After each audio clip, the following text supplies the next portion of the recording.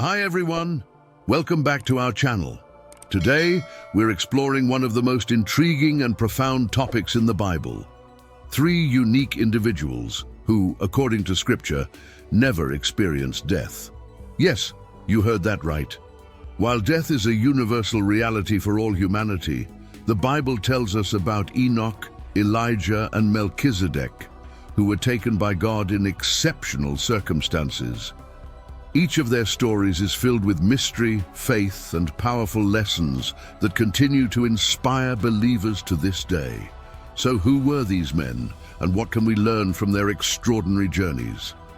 Let's delve into their stories and uncover the deeper spiritual insights they hold.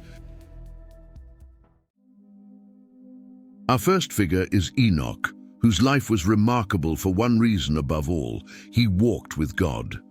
Enoch lived before the Great Flood, a time when humanity was steeped in wickedness and moral decay. Genesis 6:5 describes the state of humanity at the time. The Lord saw how great the wickedness of the human race had become on the earth, and that every inclination of the thoughts of the human heart was only evil all the time. Yet in this dark era, Enoch shone as a beacon of righteousness. Enoch was the seventh generation from Adam, directly descended from the line of Seth, who was seen as the righteous son of Adam and Eve. Enoch's son, Methuselah, is well known for being the oldest man recorded in the Bible, living to the age of 969 years. Enoch's genealogy places him in the lineage that would eventually lead to Noah, who played a crucial role in humanity's redemption through the flood. This connection underscores Enoch's importance as part of the divine narrative. But what set Enoch apart was not his lineage, but his life. Genesis 5:24 states, "Enoch walked with God. Then he was no more because God took him away." The simplicity and brevity of this verse carry a profound depth. To walk with God implies more than just following divine laws. It signifies an intimate, daily relationship characterized by communication, obedience, trust, and unwavering faith. Enoch's walk with God wasn't a sporadic or superficial connection. It was an enduring journey of commitment.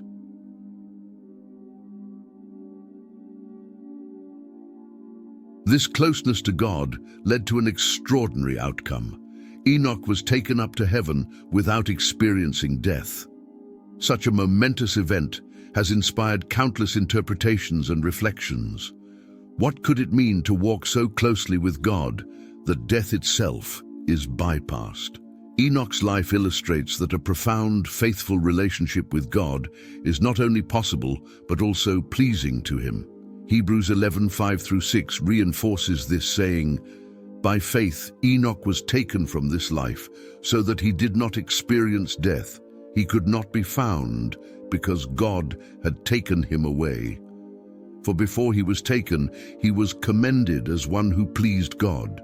And without faith, it is impossible to please God, because anyone who comes to him must believe that he exists and that he rewards those who earnestly seek him." Enoch's story has inspired a wealth of additional writings and thoughts, including the ancient Jewish text known as the Book of Enoch.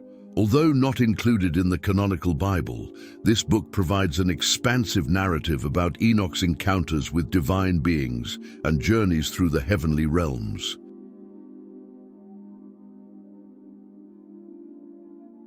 It portrays him as a scribe of righteousness, a mediator between God and humanity, revealing divine mysteries that were otherwise hidden. This portrayal enriches the understanding of Enoch as a man whose life was filled with extraordinary divine encounters. In these accounts, Enoch is shown receiving visions of the future and insights into God's plan for the world.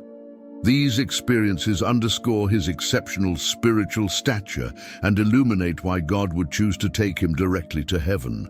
Enoch's faith and commitment show that righteousness is not merely about external adherence to religious practices, but a deep, personal relationship with God. His translation to heaven is often seen as a prefiguration of the concept of the rapture, where believers are taken into God's presence without experiencing death. This idea provides hope and encouragement for many, serving as a testament to the rewards of faith and obedience.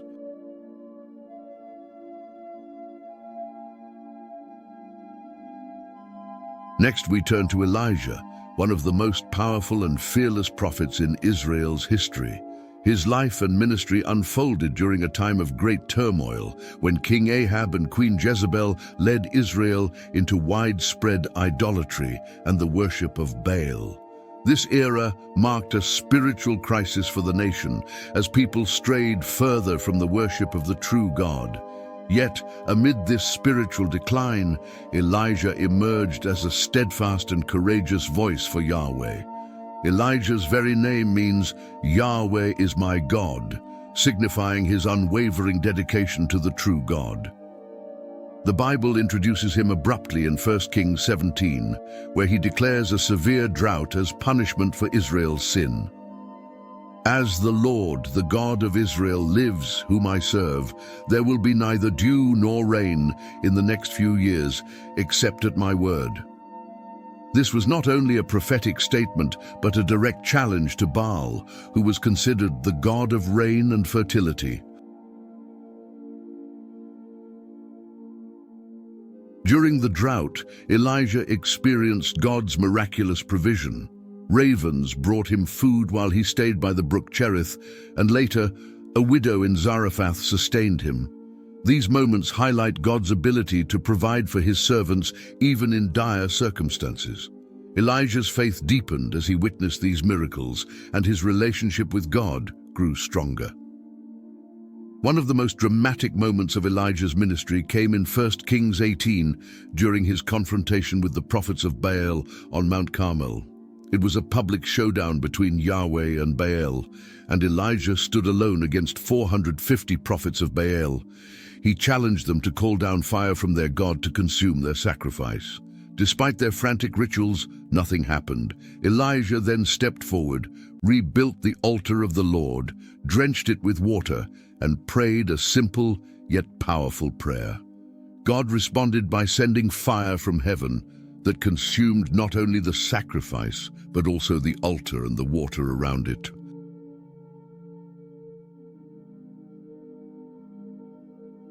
This miracle led the people to fall on their faces and proclaim, "The Lord, He is God. The Lord, He is God." The event demonstrated God's power and Elijah's role as his true prophet, inspiring a temporary revival among the people. Yet Elijah's journey was not without struggle.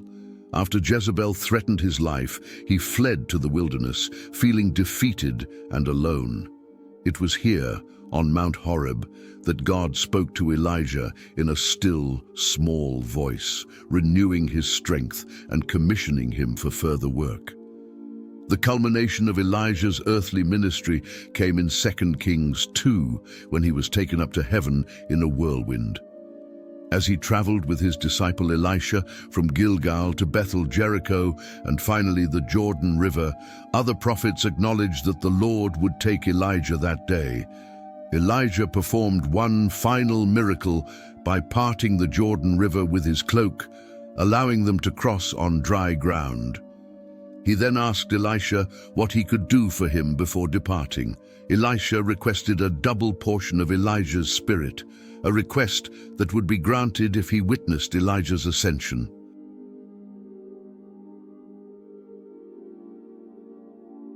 Suddenly a chariot of fire and horses of fire appeared and separated the two men.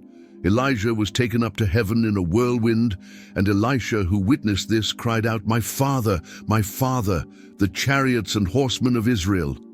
This moment not only marked the end of Elijah's earthly ministry, but also signified the continuity of God's work through Elisha. Elijah's ascension is symbolic of divine approval and serves as a powerful testimony to the reality of God's intervention in human affairs. His life illustrates that unwavering faith and boldness can transform a nation, even in the face of widespread opposition. His story foreshadows end-time events described in the New Testament, including the rapture and the second coming of Christ. Elijah's courage and miracles remind believers that God's power is unmatched and that he remains actively involved in the world.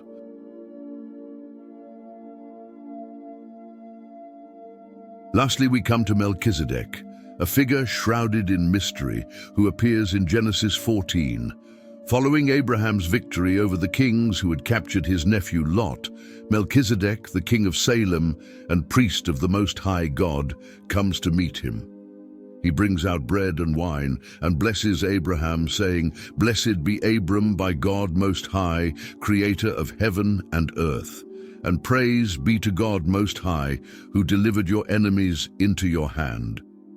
In response, Abraham gives Melchizedek a tenth of everything, recognizing his spiritual authority. Melchizedek's dual role as king and priest is highly unusual in the context of the ancient world. Kings typically wielded political power, while priests were responsible for religious rites. Melchizedek's unique position as both king of Salem and priest of God Most High points to his extraordinary status. The book of Hebrews delves deeper into Melchizedek's significance, particularly in chapter 7. Without father or mother, without genealogy, without beginning of days or end of life, resembling the Son of God, he remains a priest forever. This description has led scholars and theologians to propose various interpretations of Melchizedek's identity. Some see him as a historical king-priest, a figure whose story was preserved to emphasize the importance of righteous leadership and divine authority. Others view him as a pre-incarnate appearance of Christ, supported by the lack of genealogical details and his eternal priestly role. Psalm 110:4 further highlights Melchizedek's significance. "The Lord has sworn and will not change his mind. You are a priest forever in the order of Melchizedek."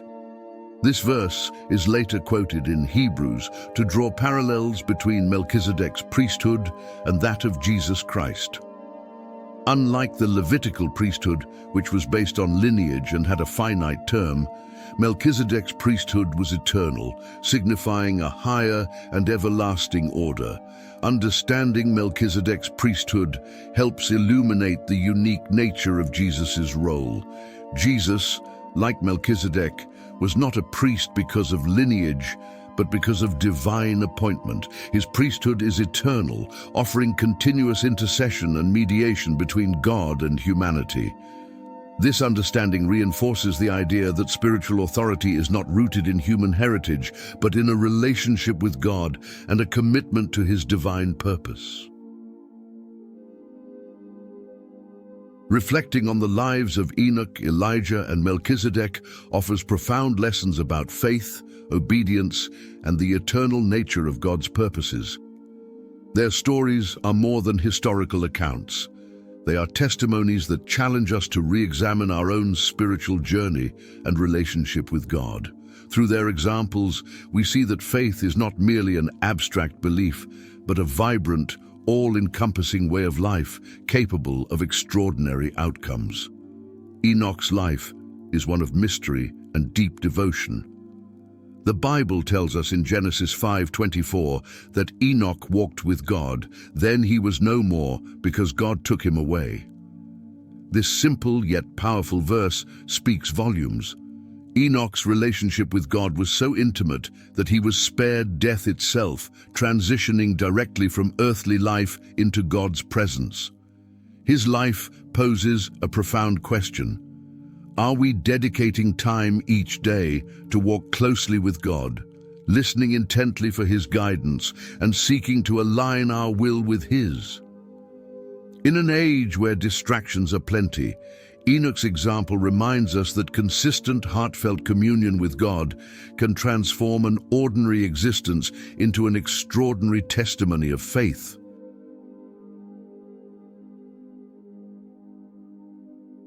Elijah's story stands as a bold testament to courage and unwavering faith. Known for his fearless challenges against idolatry and corruption, Elijah confronted King Ahab and the prophets of Baal on Mount Carmel, demonstrating the supremacy of the one true God. His life encourages us to stand firm in our convictions, even when it is difficult or unpopular. In our own lives, challenges to our faith can come in many forms, whether through societal pressures or personal trials. Elijah's fiery resolve asks us, are we prepared to stand up for what we believe, trusting that God will sustain us? His story affirms that God honors those who act in faith, empowering them to face adversity and emerge as instruments of divine power and truth. Melchizedek, though less mentioned, holds immense theological significance. As the king of Salem and a priest of the Most High God, he blessed Abraham and received offerings from him. Centuries later, the author of Hebrews draws on Melchizedek's example to highlight Jesus Christ as our eternal high priest who transcends earthly lineage and mediates a new covenant on our behalf. Through Melchizedek, we are reminded of the depth of Jesus' priestly role, not limited by time or tradition, but eternal and all-encompassing. This invites us to consider the gravity of Jesus' continuous intercession, urging us to find solace and confidence in his unfailing presence.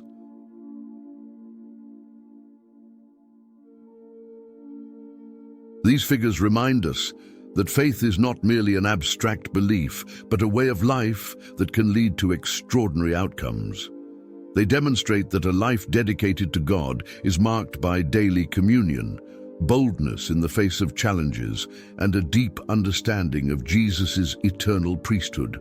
The themes found in the stories of Enoch, Elijah, and Melchizedek echo a profound and universal human fascination with transcendence, the divine, and the elusive hope of immortality.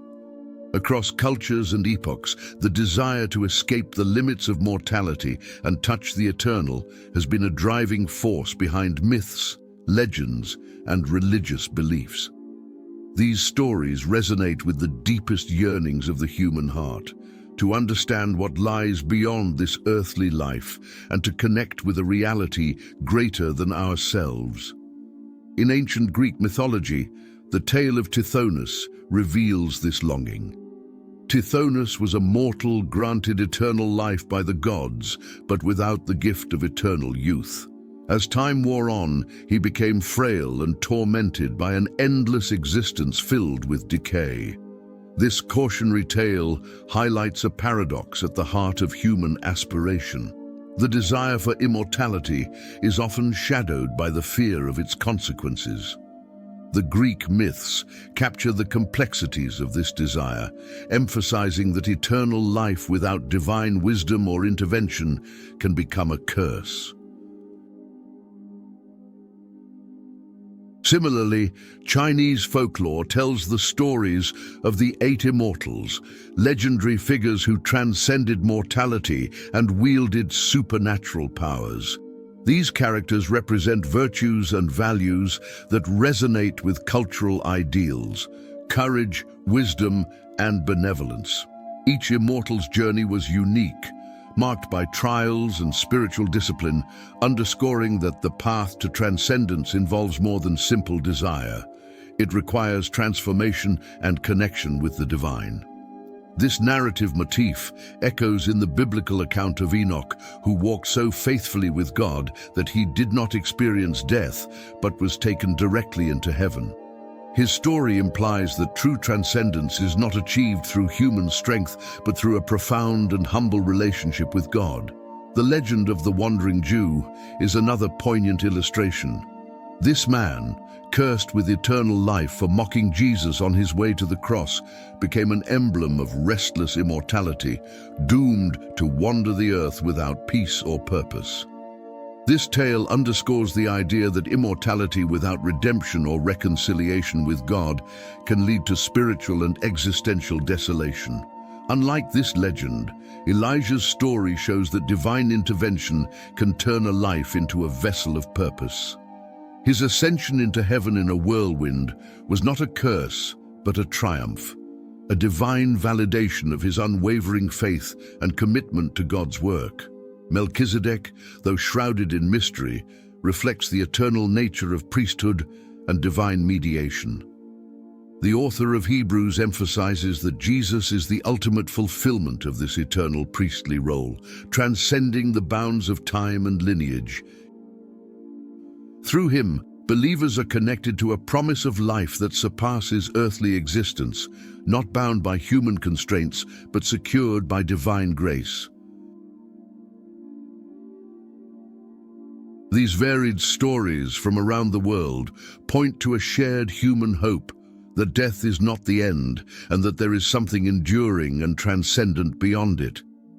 The stories of Enoch, Elijah, and Melchizedek offer not just a reflection of this universal quest, but an answer to it. They reveal that genuine spiritual transcendence and the promise of eternal life do not come from human effort alone, but through faith in God and participation in his eternal plan.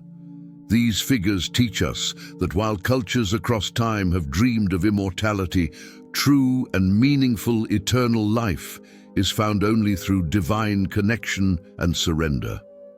This reality invites each of us to seek that which is not fleeting, to draw near to God, whose promise of life is infinite and whose ways transcend human understanding. As we ponder these remarkable stories, we are invited to examine our own lives. Are we walking with God as Enoch did, maintaining a relationship that is so close and faithful that it transforms our daily existence? Are we standing boldly like Elijah, unafraid to proclaim God's truth even in the face of adversity? Do we fully grasp the depth of Jesus' role as our high priest, as foreshadowed by Melchizedek, and live with the assurance that he intercedes for us continually? These stories remind us that the journey with God is both personal and eternal. They inspire us to deepen our faith, trust in his plans, and live lives that reflect his truth and love.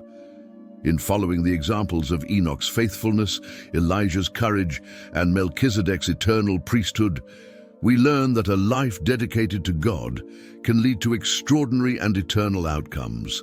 Thank you for joining us on this exploration.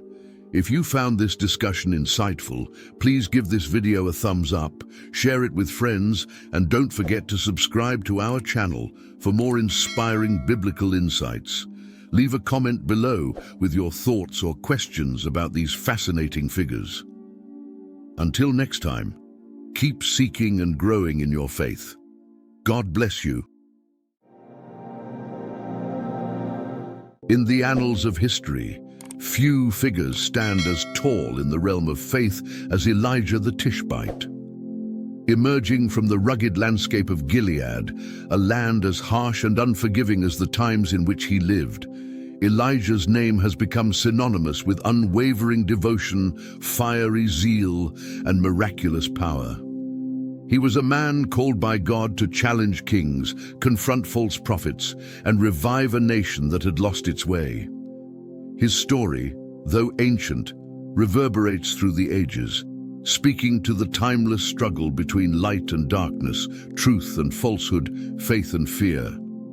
Elijah's life was marked by extraordinary events, yet it is his profound faith and relentless obedience to God's call that set him apart. From his first bold proclamation to King Ahab, to his miraculous showdown on Mount Carmel, and finally, to his dramatic ascension to heaven, Elijah's journey is a powerful testament to the impact one person can have when they fully submit to God's will. His legacy is not just a tale of miraculous feats, but a profound lesson in faith, perseverance, and the courage to stand alone for the truth. Let's watch the short video below to better understand this interesting story.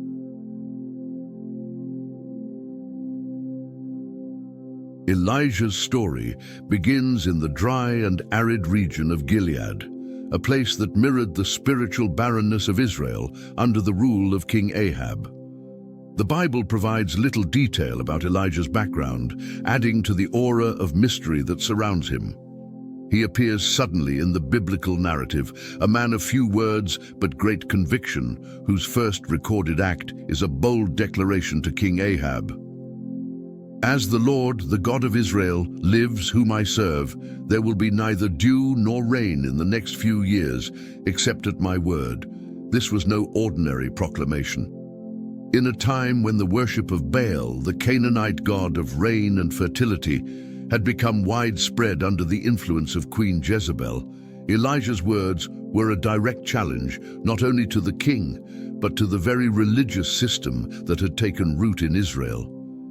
His announcement of a drought was a declaration of spiritual war, a confrontation between the God of Israel and the false god of the Canaanites. And with that, Elijah set the stage for a dramatic series of events that would test the faith of an entire nation. After delivering this message, God instructed Elijah to hide by the brook Cherith, east of the Jordan River. There, in solitude, Elijah experienced God's miraculous provision as ravens brought him bread and meat each day. This period of isolation was not just a time of physical sustenance, but also spiritual preparation. In the quiet of the wilderness, Elijah learned to rely solely on God, a lesson that would fortify him for the challenges ahead. As the drought persisted and the brook eventually dried up, God directed Elijah to Zarephath, a town in the region of Sidon, the heartland of Baal worship. There, Elijah encountered a widow gathering sticks to prepare a final meal for herself and her son before they succumbed to starvation. Yet, in this moment of desperation, Elijah offered a message of hope. "Do not be afraid. Go home and do as you have said. But first, make a small loaf of bread for me from what you have and bring it to me. And then make something for yourself and your son, for this is what the Lord, the God of Israel, says. The jar of flour will not be used up, and the jug of oil will not run dry until the day the Lord sends rain on the land." This request, though seemingly audacious, was a test of faith for the widow. And as she obeyed, a miracle unfolded. The flour and oil did not run out, and she and her household were sustained throughout the drought. This encounter not only demonstrated God's provision, but also highlighted Elijah's role as a prophet who brought both judgment and mercy, challenging people to trust in God's promises, even in the face of overwhelming odds. As the drought dragged on, the tension between Elijah and the forces of Baal worship reached a boiling point. God commanded Elijah to present himself to King Ahab, promising to send rain upon the land. This meeting would set the stage for one of the most dramatic confrontations in biblical history, a showdown on Mount Carmel between Elijah, the lone prophet of God, and 450 prophets of Baal. Elijah's challenge was simple yet profound. How long will you waver between two opinions? If the Lord is God, follow him. But if Baal is God, follow him. The people, caught between fear of Ahab and Jezebel and the reality of the drought, remained silent. Elijah proposed a test to determine the true God. 2 bulls would be prepared, one for the prophets of Baal and one for Elijah. The prophets of Baal would call on their God, and Elijah would call on the Lord. The God who answered by fire would be acknowledged as the true God. From morning until noon, the prophets of Baal called upon their God, dancing and shouting, even resorting to self-mutilation in their desperation. But there was no response, no voice, no fire, no sign. Elijah, with a mixture of confidence and divine mockery, taunted them, "Shout louder! Surely he is a god. Perhaps he is deep in thought, or busy, or traveling. Maybe he is sleeping and must be awakened." When it was clear that Baal would not answer, Elijah stepped forward. He rebuilt the altar of the Lord that had been torn down, using 12 stones to symbolize the 12 tribes of Israel, and dug a trench around it. He then ordered that water be poured over the sacrifice and the wood, not once but 3 times, until the water filled the trench. This was a powerful statement. Elijah was not only challenging Baal, but also making it humanly impossible for the sacrifice to catch fire, thus leaving no doubt that only God could intervene. Then Elijah prayed a simple but profound prayer. Lord, the God of Abraham, Isaac, and Israel, let it be known today that you are God in Israel, and that I am your servant, and have done all these things at your command. Answer me, Lord, answer me, so these people will know that you, Lord, are God, and that you are turning their hearts back again. Immediately the fire of the Lord fell from heaven, consuming the sacrifice, the wood, the stones, the soil, and even the water in the trench. The people fell prostrate and cried out, "The Lord, He is God! The Lord, He is God!" This victory was not just a triumph of faith. It was a turning point for Israel, a moment when the nation was called back to the worship of the one true God. Following this miraculous display, Elijah ordered the execution of the prophets of Baal at the Kishon Valley, symbolizing the eradication of idolatry from Israel. With the spiritual battle won, Elijah turned his attention to the physical drought. He climbed to the top of Mount Carmel, bowed down, and prayed fervently for rain. After 7 times of sending his servant to look toward the sea, a small cloud appeared, rising from the sea like a man's hand. Soon, the sky grew black with clouds, the wind rose, and a heavy rain fell upon the land, ending the 3.5-year drought. Despite the victory on Mount Carmel, Elijah's journey was far from over. Jezebel, enraged by the slaughter of the Baal prophets, sent a message to Elijah, vowing to kill him. Fearful for his life, Elijah fled into the wilderness, traveling to Beersheba and leaving his servant behind. Alone, he went a day's journey into the desert, where he sat down under a broom bush and prayed that he might die. "I have had enough, Lord," he said. "Take my life. I am no better than my ancestors." This moment of deep despair reveals the humanity of Elijah, a prophet who, despite his great faith and the miraculous acts he had witnessed, was still susceptible to fear, exhaustion, and depression. Elijah's prayer was not just a cry of defeat, but a profound expression of his own limitations, a recognition that even the mightiest of God's servants are vulnerable to doubt and despair. As Elijah lay down to sleep, an angel of the Lord touched him and provided him with food and water, saying, "Get up and eat, for the journey is too much for you." Strengthened by this divine provision, Elijah traveled 40 days and 40 nights until he reached Mount Horeb, the mountain of God. There in a cave, Elijah experienced one of the most intimate encounters with God recorded in Scripture. God asked Elijah, "What are you doing here, Elijah?" Elijah replied with a mixture of zeal and despair, "I have been very zealous for the Lord God Almighty. The Israelites have rejected your covenant, torn down your altars, and put your prophets to death with the sword. I am the only one left, and now they are trying to kill me too." In response, God did not rebuke Elijah, but instead revealed himself in a profound and unexpected way. First came a powerful wind that tore the mountains apart, then an earthquake, and then a fire. But the Lord was not in any of these. After the fire came a gentle whisper, a still, small voice. When Elijah heard it, he pulled his cloak over his face and went out to stand at the mouth of the cave. This gentle whisper was God's way of reminding Elijah that his presence and power are not always found in the dramatic and the spectacular. Often God speaks in the quiet moments, in the whispers of our hearts, when we are still and attentive. It was a lesson for Elijah and for all who would follow him. God's work is not always about grand displays of power, but also about the quiet, persistent faith that sustains us in our darkest hours. God then gave Elijah new instructions, directing him to anoint Hazael as king over Aram, Jehu as king over Israel, and Elisha as his prophetic successor. This was a pivotal moment, marking the continuation of God's work through Elijah and the assurance that his divine plan would move forward even beyond Elijah's own life. Elijah's journey was drawing to a close, but his mission was far from complete.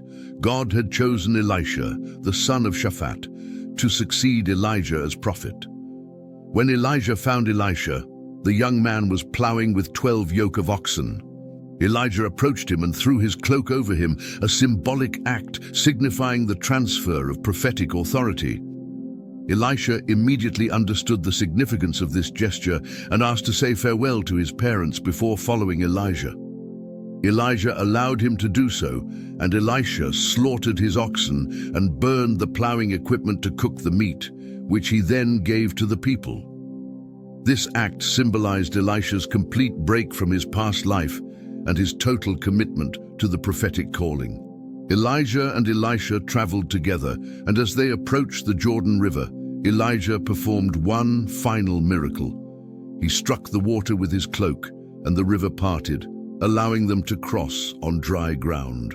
On the other side, Elijah asked Elisha what he could do for him before he was taken away. Elisha responded, "Let me inherit a double portion of your spirit."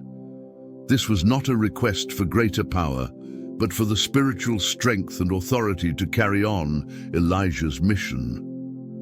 Elijah told Elisha that his request would be granted if he saw him when he was taken away. As they continued walking, suddenly a chariot of fire and horses of fire appeared and separated the two of them, and Elijah was taken up to heaven in a whirlwind. Elisha saw this and cried out, my father, the chariots and horsemen of Israel." Then Elijah was gone, and Elisha was left standing alone. In his grief, Elisha tore his clothes in two, a traditional sign of mourning. But he did not remain in sorrow for long. Picking up Elijah's cloak, he returned to the Jordan River and struck the water just as Elijah had done. The river parted once again, confirming that the spirit of Elijah now rested on Elisha. Elisha went on to perform many miracles, continuing the work that Elijah had begun. The passing of the mantle from Elijah to Elisha marked the continuity of God's prophetic mission and the assurance that his work would endure through successive generations. It was a powerful reminder that while individual servants of God may come and go, his divine purposes remain steadfast and unchanging. Elijah's life and ministry offer profound lessons for believers today. His story is one of unwavering faith in the face of overwhelming opposition, of boldness in proclaiming God's truth, and of the importance of relying on God's power rather than human strength. But it is also a story of human vulnerability, of the deep struggles that even the most faithful servants of God can experience. Elijah's encounter with God on Mount Horeb teaches us that God's presence is not always found in the loud and dramatic, but often in the quiet whispers that speak to our hearts. It reminds us to be still and listen for God's voice, especially in times of despair and uncertainty. The relationship between Elijah and Elisha underscores the importance of mentorship and the passing on of spiritual wisdom to the next generation. Elijah prepared Elisha to continue the work of God, demonstrating the value of investing in others and ensuring that the mission of God's kingdom advances beyond our own lifetimes. Elijah's confrontation with the prophets of Baal on Mount Carmel challenges us to stand firm in our faith, even when it is unpopular or dangerous. It calls us to reject idolatry in all its forms and to hold fast to the truth that God alone is worthy of our worship and allegiance. Finally, Elijah's life is a testament to God's faithfulness. Despite the challenges and dangers he faced, God was with Elijah every step of the way, providing for him, protecting him, and empowering him to fulfill his divine calling. This faithfulness extends to us today, assuring us that God will never leave us nor forsake us, no matter the trials we face. The story of Elijah is not just an ancient narrative, but a living testament to the power of faith, the importance of obedience, and the unwavering faithfulness of God. Elijah's life challenges us to examine our own faith journey, to stand firm in our convictions, and to trust in God's provision and guidance. As we reflect on Elijah's life, may we be inspired to live with the same boldness and dedication, seeking to honor God in all that we do. Let us remember that just as God worked powerfully through Elijah, He can work through us, no matter our circumstances, if we remain faithful and obedient to His call. Elijah's legacy is a beacon of light that continues to guide and inspire believers today, reminding us that true greatness lies not in earthly power or success, but in a life lived in faithful service to God. May we, like Elijah, leave a legacy of faith and obedience that impacts not only our generation, but also those to come, for the glory of God and the advancement of His kingdom on earth. History, as we've been taught, is a collection of events shaped by the legacies of kings, empires, and great minds that pushed the boundaries of human potential. We've been told about the evolution of humanity, from primitive hunter-gatherers to the creators of vast empires, writers of sacred texts, and architects of awe-inspiring monuments. But what if this narrative is incomplete? What if we've overlooked a secret history?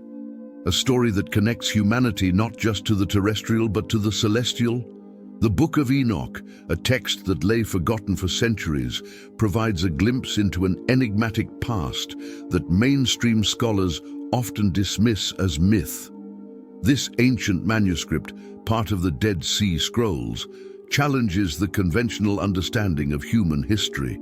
It suggests that our ancestors may have had encounters not just with gods or angels, but with celestial beings, perhaps extraterrestrials.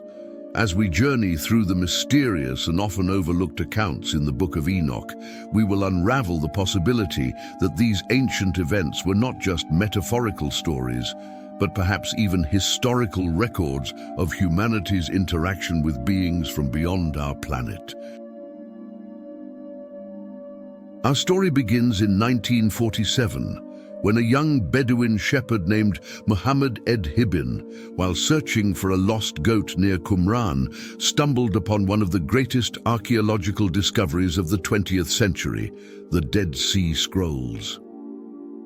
In a cave on the northwest shore of the Dead Sea, he found clay jars containing ancient papyrus scrolls wrapped in linen. These scrolls, dating back over 2,000 years, were later recognized as invaluable records of early Jewish thought, including biblical texts, apocryphal works, and sectarian writings from a group believed to be the Essenes. Among these ancient scrolls was a mysterious non-canonical text, the Book of Enoch. Though largely unknown in Western religious tradition, this text held profound significance for early Jewish and Christian sects.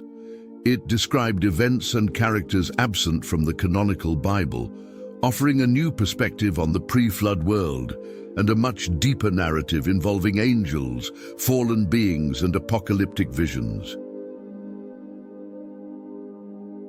Enoch is a fascinating figure mentioned briefly in the Book of Genesis. The text tells us that Enoch walked with God and then was taken from the earth at the age of 365 years, long before the catastrophic flood. Unlike other biblical patriarchs who lived to great ages, Enoch's departure was unique. He was no more because God took him away. This mysterious passage sparked centuries of speculation about his fate. The Book of Enoch, however, greatly expands on this brief biblical mention, describing him as not only a righteous man, but also a scribe who received divine revelations and journeyed into heavenly realms.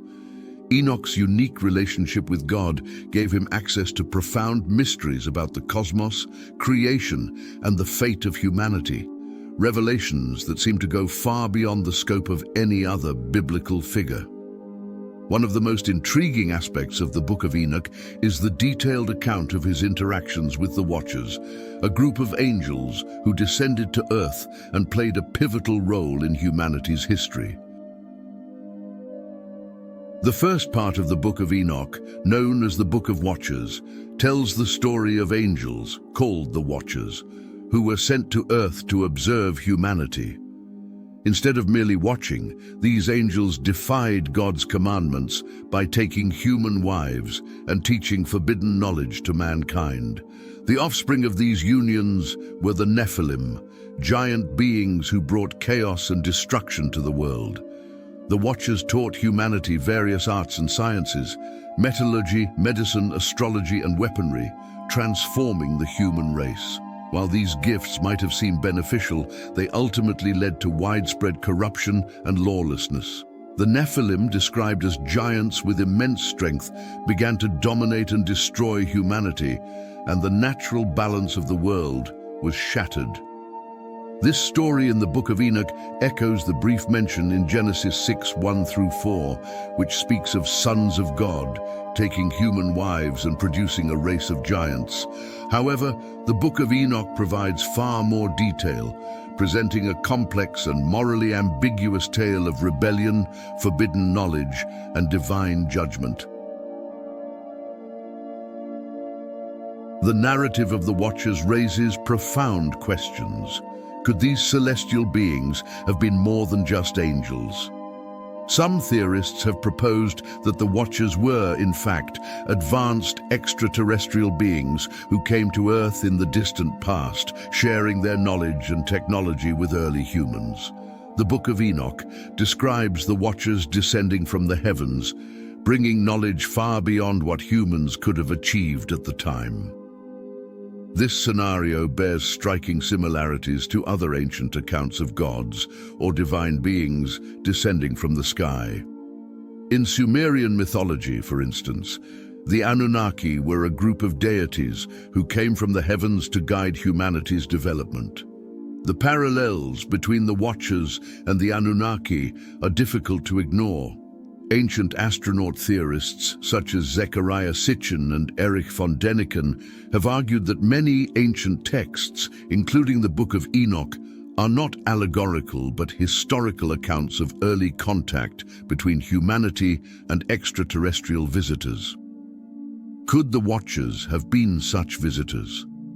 The detailed descriptions of their actions, the technologies they shared, and their interactions with humanity suggest that they may have been more than spiritual beings. They could have been advanced beings from another world. One of the most fascinating parts of the Book of Enoch is its description of Enoch's celestial journeys. After being chosen by God, Enoch is taken up into the heavens, where he is shown the workings of the cosmos, the movements of the stars and planets, and the fate of both humanity and the fallen angels. The astronomical book, one of the 5 sections of the Book of Enoch, contains detailed descriptions of the celestial bodies and their movements, revealing an advanced understanding of astronomy that would have been impossible for humans of that era. Some scholars have noted that these descriptions align with knowledge that wasn't discovered by modern science until millennia later. Could this suggest that Enoch was given access to knowledge from an advanced civilization, possibly of extraterrestrial origin? As Enoch travels through the heavens, he encounters various celestial beings, including the archangels Michael, Gabriel, Raphael, and Uriel. These beings guide him and provide him with further knowledge about the divine order, the impending judgment on the Watchers, and the ultimate destiny of humanity. The Book of Enoch describes the heavens not merely as a spiritual realm, but as a place filled with structured order, cosmic bodies, and even multiple dimensions. This portrayal of the universe is remarkably similar to modern theories of space-time and parallel universes, leading some to wonder if Enoch's journeys were not symbolic, but actual explorations of other worlds or dimensions facilitated by advanced technology. In later Jewish mystical traditions, Enoch's story takes an even more remarkable turn. According to the Sefer HaHechalot, Book of Palaces, and other Kabbalistic texts, Enoch is transformed into the archangel Metatron after his ascension into the heavens. In these texts, Enoch undergoes a dramatic metamorphosis, becoming a powerful angelic being who serves as a celestial scribe and an intermediary between God and humanity. Metatron is one of the highest-ranking angels in Jewish mystical thought, sometimes described as the lesser YHWH, because of his proximity to God and his role in governing the divine realms. Enoch's transformation into Metatron signifies not only his deep spiritual wisdom, but also the possibility that humans can attain higher levels of existence through divine grace. This transformation raises a profound question. If Enoch, a human, could be transformed into an angelic being, could there be other instances in history where humans ascended to higher realms of existence?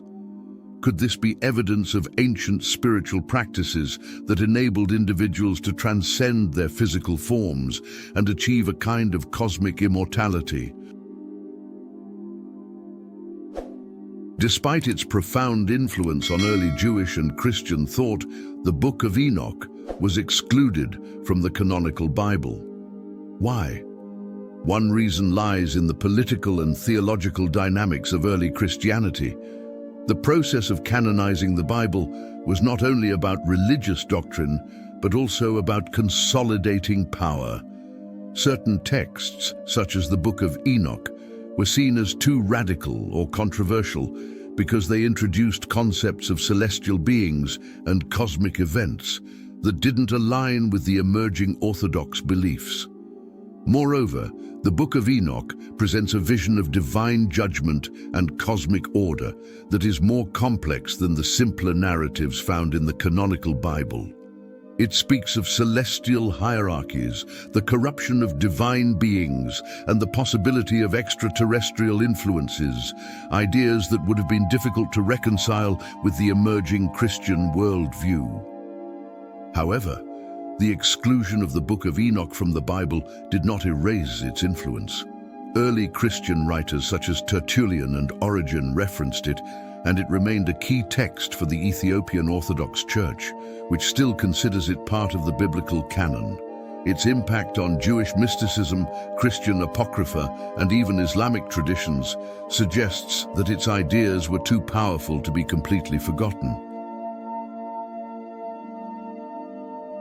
The striking similarities between the Watchers of the Book of Enoch and the Anunnaki of Sumerian mythology cannot be overlooked.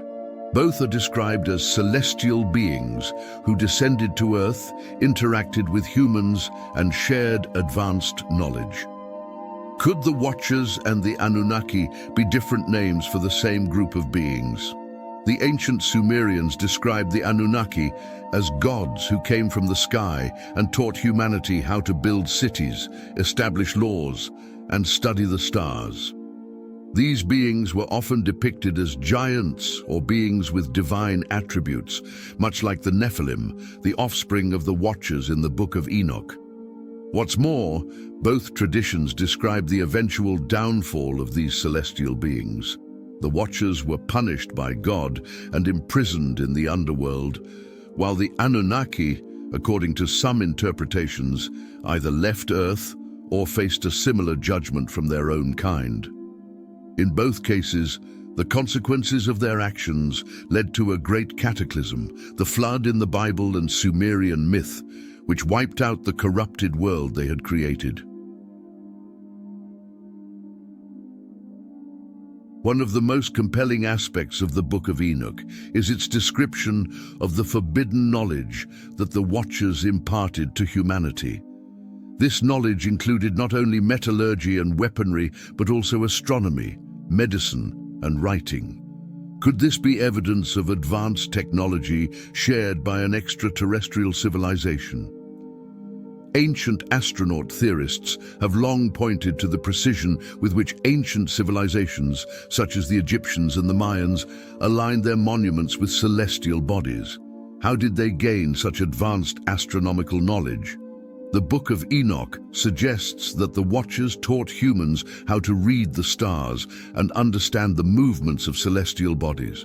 This knowledge may have been passed down through generations and used to construct monumental structures like the pyramids of Giza and Stonehenge, structures that continue to baffle modern engineers and archaeologists with their precision and complexity. Moreover, the Watchers' teachings on metallurgy and mining may provide insight into why gold became so deeply significant in ancient cultures. According to the Book of Enoch, these fallen angels shared forbidden knowledge with humans, including the secrets of crafting metals and mining valuable resources. This knowledge would have revolutionized early civilizations, giving them access to tools and precious materials that enhanced both their daily lives and spiritual practices. Among these materials, gold stood out, not just for its physical beauty, but for its perceived divine qualities. In many ancient cultures, gold was revered as a symbol of purity, immortality, and divine connection. The ancient Egyptians, in particular, held gold in the highest esteem, associating it with the sun god Ra, and using it extensively in temples, tombs, and the adornment of their rulers. Pharaohs were often buried in gold-laden tombs, believing that the material would help secure their passage to the afterlife. The Egyptians believed that gold was an indestructible metal, symbolizing the eternal nature of the gods. Could the reverence for gold and its central role in ancient spiritual practices have been influenced by the Watchers' teachings? If these celestial beings imparted their advanced knowledge of metallurgy to humanity, it is possible that their emphasis on gold transcended its material value, imbuing it with spiritual and mystical significance. The Watchers, as otherworldly entities, may have introduced gold as not merely a resource, but as a substance with inherent sacred properties, a bridge between the mortal and divine realms. This influence could explain why ancient cultures worldwide place such spiritual importance on gold, viewing it as a divine gift from the heavens, handed down by celestial beings. The existence of the Nephilim, the offspring of the Watchers and human women, has been a subject of fascination and debate for centuries. Both the Bible and the Book of Enoch describe these beings as giants, creatures of extraordinary size and strength who roamed the earth and caused great destruction. In Genesis 6:4, the Nephilim are referred to as the mighty men of old, while the Book of Enoch offers a more detailed account, portraying them as a race born from the union of celestial beings and humans, whose wickedness and violence contributed to the corruption of the world before the Great Flood. But were the Nephilim merely mythical figures, or could they have been real, historical beings? Throughout history, there have been numerous reports of archaeological discoveries of giant skeletons, some allegedly measuring up to 12 feet tall. These findings, though often controversial, have sparked widespread interest. However, many of these discoveries have been dismissed or allegedly suppressed by mainstream science, leading to speculation that evidence of the Nephilim may have been deliberately covered up. If such giants truly existed, it would not only validate the accounts found in ancient texts like the Book of Enoch, but also suggest that these stories were not merely allegorical. The existence of Nephilim would imply that ancient peoples had first-hand encounters with beings of immense power and size, possibly the result of interactions between humans and other worldly entities. This opens the door to the possibility that ancient myths, rather than being symbolic or metaphorical, may contain kernels of historical truth about a forgotten chapter of human history, one that includes the presence of giants who once walked the earth. As we explore the mysteries of the Book of Enoch, the Watchers, and the Nephilim, one thing becomes clear. The history we've been taught may only be a fraction of the truth.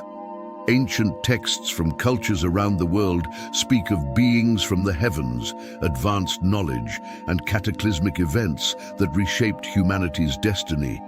Whether these beings were angels, gods, or extraterrestrials, their influence on early human civilization is undeniable. The story of Enoch serves as a powerful reminder that the history of humanity is filled with mysteries we have yet to fully comprehend. Enoch's life, as portrayed in both the Bible and the Book of Enoch, hints at a deeper, more complex narrative about the origins of human knowledge, our relationship with celestial beings, and the unseen forces that may have shaped our early history. His experiences with the Watchers and his ascension into the heavens suggest that ancient peoples were aware of realities beyond our material world, realities that modern science is only beginning to explore. As we continue to uncover and study ancient texts, including those once dismissed as myth or legend, we may find that they hold hidden truths about our past. These accounts, often filled with references to divine beings, angelic messengers, and cosmic events, could be glimpses into a time when humanity's connection to the heavens was more direct and intimate. The Book of Enoch stands as a testament to humanity's ancient quest for understanding the universe and our place within it. Whether viewed as myth, allegory, or historical record, its messages continue to captivate and inspire those willing to explore the hidden truths of our past. As we advance in our own technological and spiritual journeys, perhaps we will find that the story of Enoch holds the key to unlocking the mysteries of our origins, both earthly and cosmic. So stay curious, keep an open mind, and until we meet again,